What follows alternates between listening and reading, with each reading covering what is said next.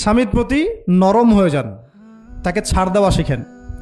সবচেয়ে বড় কথা, তাকে মহব্বত করা তো অবশ্যই জরুরি, মহব্বতের চাইতেও বেশি জরুরি স্বামীকে বিশ্বাস করা এবং তাকে সম্মান করা। এমন কোনো কথা এবং কাজ না করা যেটা স্বামীর গায়রত বা ব্যক্তিত্ব আঘাত করে। আমি পয়েন্টটা হয়তো বোঝাতে সক্ষম হয়েছি। ভালোবাসা অনেক গুরুত্বপূর্ণ বিষয়, ঠিক আছে, কিন্তু ভালোবাসা শুধুমাত্র একমাত্র গুরুত্বপূর্ণ বিষয় নয়। আরও গুরুত্বপূর্ণ বিষয় হচ্ছে বিশ্বাস, সম্মান এবং আনুগত্য। বিশ্বাস, সম্মান এবং আনুগত্য। এখন বলতে পারেন যে আমার স্বামী আমাকে অন্যায় কাজে আদেশ করলে কি আমি আনুগত্য করব? কখনোই না।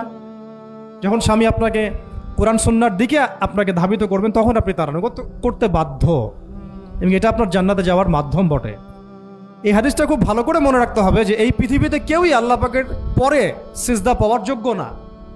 এমনকি নবীদেরকেও আল্লাহ পাক সিজদা করতে বলেন নাই, কিন্তু সেই নবী আমাদেরকে কিন্তু বলেছিলেন যে যদি আল্লাহ পরে কাউকে আমি সিজদা করতে বলতাম তাহলে আমি স্বামীদেরকে সিজদা করতে বলতাম। এটাকে তসলিমা নাসরিন স্টাইলে বুঝলে হবে না। ওরা এটাকে এভাবে নিবে যে ইসলাম মেয়েদেরকে দাসত্বের শৃঙ্খলা আবদ্ধ করতে চাচ্ছে, হ্যাঁ, আত্মস্বাধীনতা দিবে না ইত্যাদি। আমরা দেখব পরকালে আমি জান্নাতে যেতে পারছি কিনা। আল্লাহ পাকের হুকুমের চাইতে আমার কাছে কোনো যুক্তি বড় নয়। আল্লাহ পাকের হুকুমের চাইতে আমার কাছে কোনো যুক্তি, বিজ্ঞান, প্রযুক্তি এগুলো বড় মানদণ্ড নয়। শুধুমাত্র স্বামীর আনুগত্য, বিশ্বাস, সম্মানের বদৌলতে দেখা যায় যে পুরোটা জীবন এই বেচারা আপনার জন্য ঢেলে দিবেন ইনশাআল্লাহ। আর এই জায়গায় যদি দেখা যায় ঘাটতি থাকে, তখন কোনো কোনো ক্ষেত্রে ভালোবাসা যথেষ্ট হয়ে ওঠে না। এবং আপনারা জানেন এই শহরে ডিভোর্সের সংখ্যা দিন দিন বাড়ছে। কেন? এইগুলো মেজর কারণ আছে। হ্যাঁ, আমি বলছি না যে সব ছেলেই একেবারে পারফেক্ট, কখনোই না। ছেলেরাও যেমন সাহাবী না, মেয়েরাও সেরকম মহিলা সাহাবী না। কিন্তু সবর, আনুগত্য, নরম কোমলতার কোনো বিকল্প নাই। উভয় পক্ষের জন্যই নসিহতগুলো আর কি, স্বামীর জন্য এবং স্ত্রীর জন্য।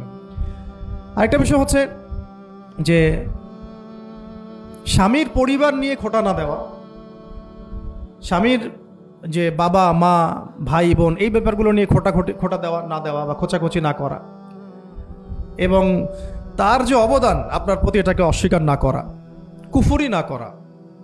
একটা হাদিসের মধ্যে নবী সাল্লাল্লাহু আলাইহি ওয়াসাল্লাম কিন্তু বলেছেন যে বেশিরভাগ নারীর জাহান্নামে যাওয়ার কারণ কি? সাহাবীরা জিজ্ঞাসা করেছিলেন, তিনি বলেছেন তারা কুফরি করে। কি কুফরি করে? তারা কি আল্লাহর সাথে কুফরি করে? নবীজি বলেছেন না, বরং তারা সারা জীবন স্বামীর যে দিয়ে যাওয়া যে স্যাক্রিফাইস বা অধিকার, এটাকে হঠাৎ করে অস্বীকার করে বসে, হঠাৎ কোনো একদিন অস্বীকার করে বসে। এটার কারণে দেখা যায় আল্লাহ পাক নারাজ হয়ে যান।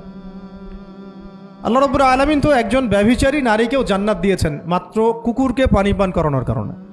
আবার একজন নারীকে বিড়াল বেঁধে রেখে কষ্ট দেওয়ার কারণে জাহান্নামে দিয়েছেন। তো জবান এমনই একটা কঠিন জিনিস, যেটাকে নিয়ন্ত্রণে না রাখলে আমাদের জন্য ক্ষতি হবে। আল্লাহ পাক আমাকে আপনাদের সবাইকে জবান হেফাজতে রাখার তৌফিক দান করে দেন। আর কিছু বিষয় হচ্ছে, কিছু শাসন সমাজে থাকে, মানে পরিবারের মধ্যে থাকে। এই শাসনগুলো কখনোই মেয়েদেরকে বিপথে নিয়ে যাওয়ার জন্য নয়, বরং যে আপনাকে মহব্বত করবে সেই আপনাকে শাসন করবে। যে আপনাকে মহব্বত করে সেই কিন্তু আপনাকে শাসন করবে। যার আপনার ব্যাপারে কোনো কেয়ার নাই সে কিন্তু আপনাকে শাসন করতে আসবে না। আপনি কোথায় যান তার তো কোনো যায় আসবে না। আর যে আপনাকে চাইবে, জোর করে টেনে নিয়ে আসতে চাইবে জান্নাতের পথে, সে কিন্তু আপনার উপর মাঝে মাঝে শাসন করতে পারে। ওই অধিকারটুকু দিতে হবে। আর আমাদের মেয়েদেরকে ওই মেজাজেও তৈরি করতে হবে। তো পারিবারিক বিষয়গুলোর ক্ষেত্রে আসছিলাম, এটা একটু পরে আবার আসতেছি ইনশাআল্লাহ, যে ইলমের সাথে আমলটা খুব জরুরি। এবং আমলের ক্ষেত্রে শুধু নামাজ, রোজা, হজ, যাকাত এটাকে আমি মিন করছি না। মিন করছি যে আমার বাবার সাথে সম্পর্ক, মায়ের সাথে সম্পর্ক, আত্মীয়দের হক আদায় করছি কিনা, প্রতিবেশীর সাথে রিলেশন ঠিক আছে কিনা, এবং স্পেশালি পরিবারের স্বামীর সাথে আমার এই বিষয়গুলো ঠিক আছে কিনা। তো এগুলো যদি ঠিক থাকে, অল্প আমল যথেষ্ট হয়ে যাবে ইনশাআল্লাহ তাআলা। আল্লাহ পাক আমাদেরকে ইলম অনুযায়ী আমল করার তৌফিক দান করেন, আমিন।